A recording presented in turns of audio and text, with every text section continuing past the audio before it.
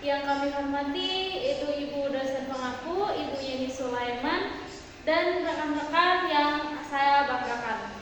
Di sini kami dari kelompok 13 Pendidikan Sastra Indonesia yang akan menjelaskan materi tentang mengapresiasi puisi secara mendalam dan mengenali nilai estetika dan makna dalam puisi.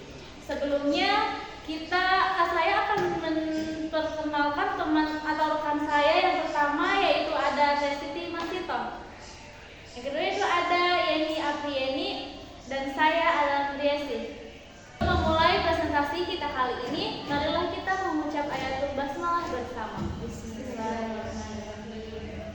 Lanjut ke yang kedua, yaitu pemaparan materi. Materi yang pertama yang akan disampaikan oleh Teh Yeni Aprieni. Baik, di sini saya akan menjelaskan tentang pengertian apresiasi dan puisi. Nah, apresiasi itu apa sih? Apresiasi itu adalah penghargaan terhadap karya sastra secara mendalam, baik secara kognitif dan emosional. Nah, menurut Kamus Besar Bahasa Indonesia, apresiasi ini sebagai setiap penilaian baik dan penghargaan terhadap karya sastra dan karya seni. Nah, apresiasi ini tidak hanya melibatkan aspek kognitif, tetapi juga emosional, karena pembaca diharap dapat terhubung dengan perasaan dan pengalaman yang disampaikan melalui karya sastra tersebut. Nah, mengapresiasi suatu drama, mengapresiasi suatu drama ini berarti memberikan penilaian atau penghargaan terhadap suatu pertunjukan drama, baik dari segi penyajiannya maupun unsur-unsur pendukung lainnya. Dalam kita dapat melihat dari temanya, apa itu utama atau pesan utama yang disampaikan dalam tema tersebut, terus alurnya, terus tokoh dan penokohannya, latarnya, maupun dialognya. Kita juga melihat atau menilai dari teknik penyajiannya, seperti aktor. Aktor itu seperti peran aktor itu bagaimana mereka berekspresi tubuh mereka, terus penyutradaraannya, terus tata panggungnya, terus menunjuk apresiasinya itu, memberikan tepuk tangannya, itu adalah suatu apresiasi dalam suatu drama. Nah, ada juga pengertian tentang mengapresiasi suatu puisi.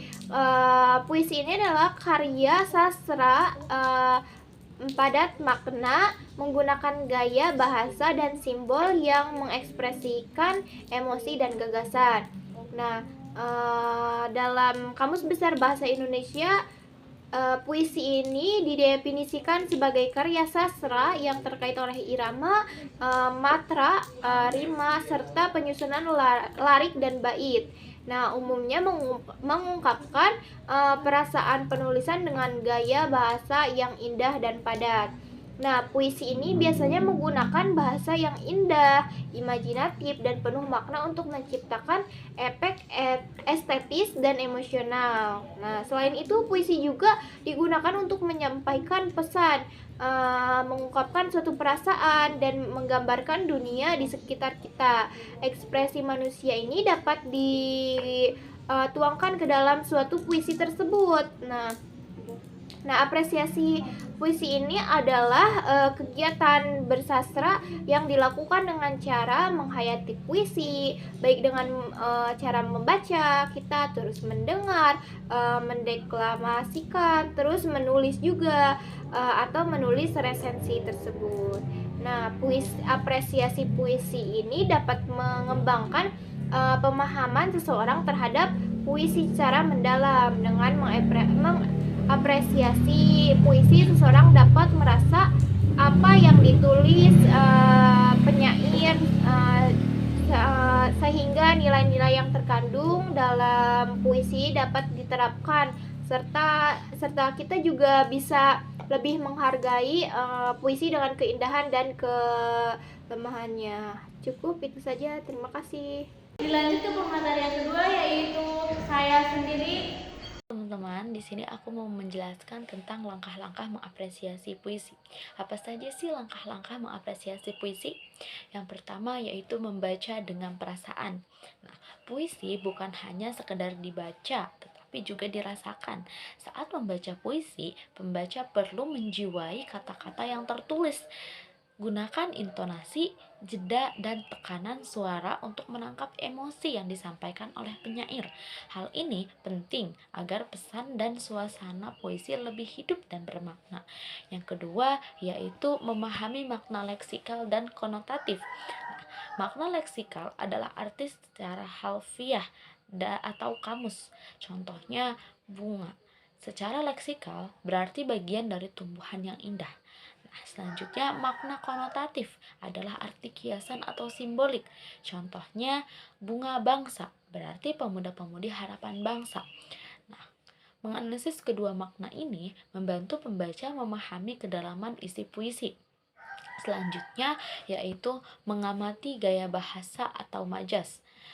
Puisi penuh dengan majas atau bahasa kiasan seperti metafora, personifikasi, simile, dan lain-lain.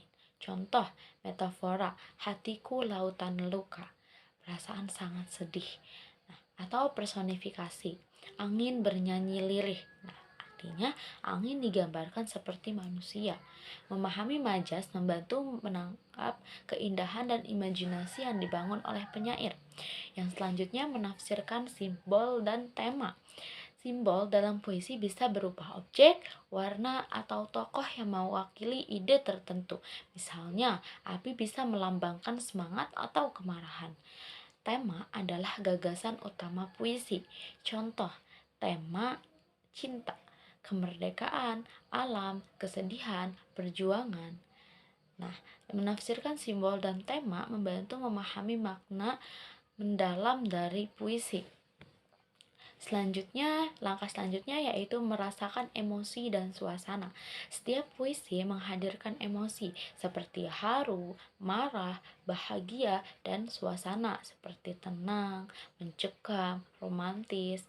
Nah, pembaca perlu ikut larut dalam perasaan itu agar apresiasinya utuh. Hal ini bisa dirasakan melalui pilihan kata, irama, dan isi puisi. Langkah selanjutnya yaitu menilai struktur, rima, ritme, dan juga bait. Rima ini persamaan bunyi di akhir baris, contoh aku, lalu. Kalau ritme, irama atau alunan bunyi dalam puisi saat dibaca. Nah, selanjutnya bait. Bagian dari puisi seperti paragraf terdiri dari beberapa baris. Struktur ini memberikan keindahan tersendiri pada puisi dan membentuk alur atau alunan yang khas. Nah, kesimpulannya, mengapresiasi puisi bukan hanya soal membaca, tapi juga memahami dan merasakan isi serta keindahan bahasa yang digunakan. Langkah-langkah yang tadi membantu kita menikmati puisi secara lebih mendalam dan menghargai karya sastra dengan lebih baik. Terima kasih. Selanjutnya, pemateri yang ketiga yang akan disampaikan oleh Teh Siti Masito. Baik, terima kasih kepada pemateri. Di sini saya akan menjelaskan tentang nilai estetika dan makna yang terkandung dalam puisi. Yang pertama yaitu nilai estetika dalam puisi.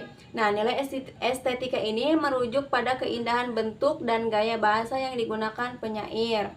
Nah, jadi sebelum kita membuat cerpen, membuat novel, jadi bahasanya itu kita harus diindahkan atau lebih dimengerti oleh pembaca. Di sini diksi yaitu pilihan kata yang indah, puitis, dan bermakna ganda. Jadi kita kalau misalkan membuat novel atau cerpen itu kata-katanya harus yang bagus gitu. Harus yang puitis, harus yang indah gitu bahasanya, biar kita bisa mengajak para pembaca itu tertarik kepada buku novel atau cerpen kita gitu. Terus majas, gaya bahasa seperti metafora, personifikasi, simile, dan hiperbola untuk memperkuat kesan artistik. Nah, terus di sini rima dan irama memberikan musikalitas dan keharmonisan bunyi. Jadi rima dan irama itu biar apa ya? Di sini rima dan irama yaitu memberikan musikalitas dan keharmonisan bunyi. Jadi dalam cerpen atau novel gitu ya, kita harus gimana caranya bahasanya itu biar bisa kena gitu ya pas si pembaca itu membaca novel. Kayak ada sedihnya, ada senangnya, terus kayak ada marahnya, ada sebelnya gitu kan, ada melo gitu. Jadi kita harus apa namanya? Harus bisa gitu ya, harus bisa membaguskan atau mengindahkan bahasa tersebut. Terus yang kedua yaitu makna dalam puisi. Yang itu donatif atau harfiah, sesuai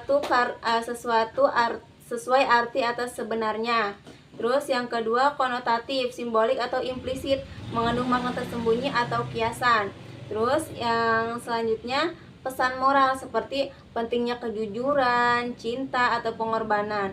Terus yang selanjutnya refleksi atau perasaan tentang rindu, kesepian, harapan atau luka. Contoh makna puisi tentang daun gugur. Nah, bisa melambangkan kehilangan, perpisahan atau kematian, bukan hanya tentang daun secara harfiah. Mungkin itu saja, terima kasih. Mungkin itulah presentasi dari kami kelompok 13. Sebelumnya kami mohon maaf apabila ada salah-salah kata. Wassalamualaikum warahmatullahi wabarakatuh.